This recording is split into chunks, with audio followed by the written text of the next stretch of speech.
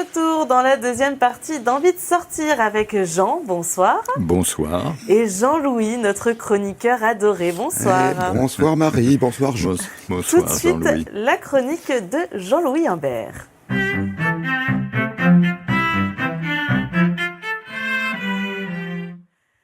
Bienvenue sur le plateau, messieurs.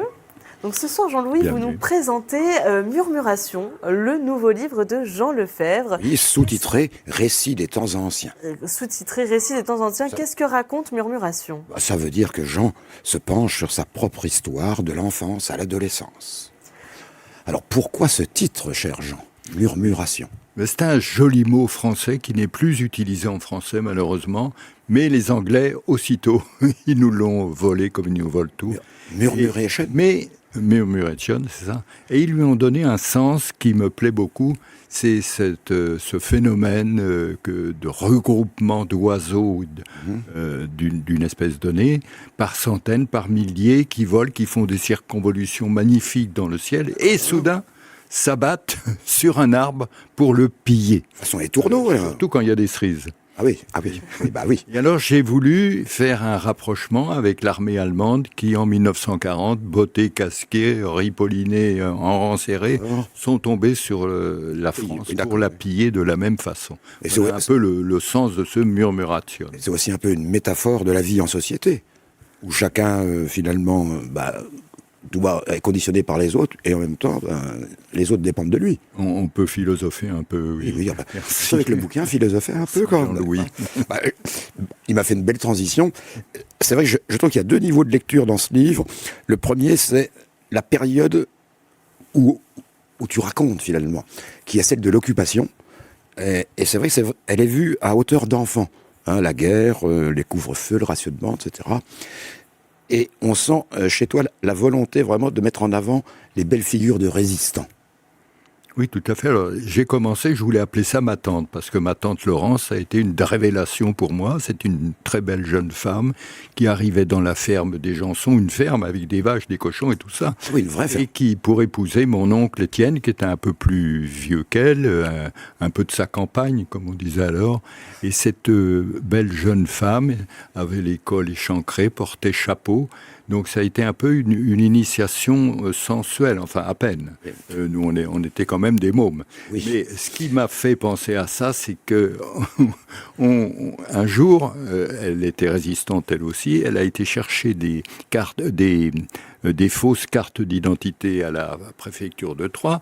Elle les a ramenées, elle les avait cachées sur elle pour pas qu'on les trouve. Ça se faisait à bicyclette à l'époque. Oui, tout à fait, oui. Et elle ne les retrouvait plus. Et les oncles étaient là, on dit inquiets. Puis d'un seul coup, elle dit, ça y est, je les ai. Et effectivement, ils étaient dans son soutien-gorge. Alors, le soutien-gorge s'est ouvert, et nous, les enfants qui étions derrière, en douce, inconscients presque, c'était pour nous la création du monde. Ah bah, je le crois, oui. Nous étions les yeux hors d'haleine. C'est la naissance de Vénus de Botticelli, mais alors la campagne. Je ne m'attendais pas du tout à ça ce soir. Il y a des passages sur les femmes les plus jolies. On sent que les gamins, ils sont un peu, on va dire pas excités, mais un peu énervés quand même. Il y a les femmes qui apparaissent. Ça peut se lire, lire en classe. J'ai une professeure qui a utilisé un texte pour le faire avec les grands élèves. Oui. Et alors, la deuxième toile de fond, je dirais, c'est que ça évoque finalement, on parlait d'occupation, c'est pas tout jeune, mais c'est aussi, plus largement, tout un monde aujourd'hui disparu. Que les moins de 20 ans ne peuvent pas connaître. Mais là, c'est même pas 20 ans. Les villages. Là, on a un village qui est dans la Marne et l'autre qui est dans le Perche, c'est ça?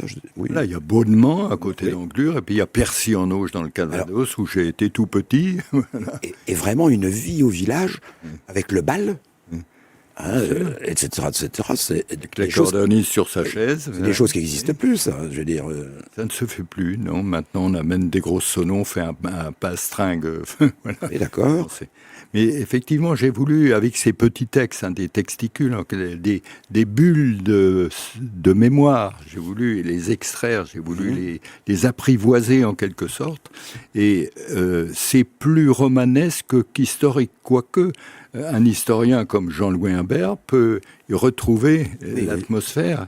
Et d'ailleurs, j'ai demandé à Serge Volikov de m'écrire une préface où il est tout à fait d'accord avec ça. L'historien puise dans ses anecdotes. Mais j'ai pas voulu faire de l'histoire. C'est vrai que ça ressuscite une période et un temps qui est un peu révolu. Le coup des lapins qu'on tue. L'autoconsommation. On a la viande sur place, les légumes, tout. Tandis que maintenant, on va au supermarché. Quoi. Et des cabinets dans le fond du jardin. La cabane au fond du jardin, ça cher, je ne sais plus quel chanteur. Il y a aussi le fait qu'à Saint-Gerlevé, tu es passé finalement par l'école normale de garçons. Ça signifiait un peu, par rapport à tes parents, une promotion. Promotion sociale, voilà. C'est ça. Ascenseur social. Oui, un peu en panne maintenant, mais qui à l'époque... C'était une vieille école, rue du 1er mai. Avenue du 1er mai, oui, c'était encore là. Elle a été détruite ensuite, elle est devenue MJC, puis détruite. Elle a été détruite aussi, en fait, etc. Alors, il y a quand même une figure, je trouve, qui demeure même de ce temps perdu, c'est les mémères ou les mémés ou les grands-mères. Je ne dis pas mamie ou papy qui fait plus contemporain, mais c'est vrai que tu as été reçu, toi, finalement, petit, chez tes grands-parents. Oui, j'ai été élevé par mes grands-parents, tout à fait. Et les mémés jouent, enfin les mémères, c'est pas péjoratif du tout, jouent un très grand rôle, finalement. Les parents... Tu les mets en concurrence, là, parce que tu en as deux. En compétition. Oui, en compétition, oui. Ah ben, il y avait déjà une compétition entre ma mère et ma tante Laurence. D'accord. C'est à celle qui serait la plus affectueuse. Voilà. Ah oui. Les grands-mères, bien sûr aussi. Donc j'ai été, à partir de 3 ans, mes parents ont divorcé, donc on m'a envoyé en Normandie, où j'ai connu les pommes et les vaches. Et puis... c'est un grand gardien de vaches, hein. Grand spécialiste. Ça, il sait faire. Lorsque le débarquement n'était pas encore fait, mais allait se faire, on sentait bien qu'il se passait quelque chose. Maman est venue me chercher pour me sauver et m'a emmené dans une famille de bonnements où il n'y avait que des résistants et les boches qui descendaient 5 fois par jour. J'étais tombé de Caribancilla, en quelque sorte. Fait, voilà. oui. Mais les grands-mères, pour moi, c'est le bonheur, c'est... Ah ben ça se sent, hein. Oui.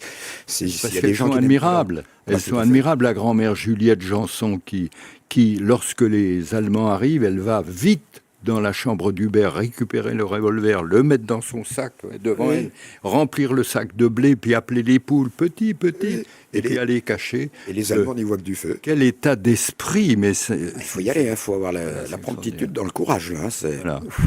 Quand la grand-mère couturière, elle fait son boulot, elle nous emmène glaner dans les champs quelques brins de blé. Elle fait du sucre avec des betteraves à sucre, c'était tout noir. Elle fait du pain. On n'imagine pas ce qu'était le rationnement, ce qu'on a mangé pendant la bataille. Mais on mangeait, nous mangions, nous sommes là. Mais tout à fait, oui. Alors, peut-être une petite question plus personnelle. Entre la clarinette et l'accordéon, parce que je sais que tu es devenu plus tard un accordéoniste assez réputé. Comment ça s'est fait? Ça a été l'accordéon plutôt que la clarinette? C'est-à-dire que j'ai commencé au pipeau, monsieur c'est vrai, le pipeau. Tout à fait, oui. Donc j'imitais les chansons de traîne et tout ça, je chantais avec ma tante.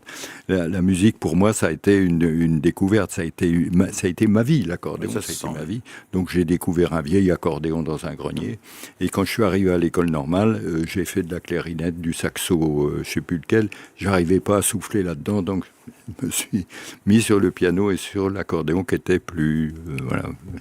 ça sortait plus. Pendant longtemps, hein. Oui, tout à fait. Réputé, en plus.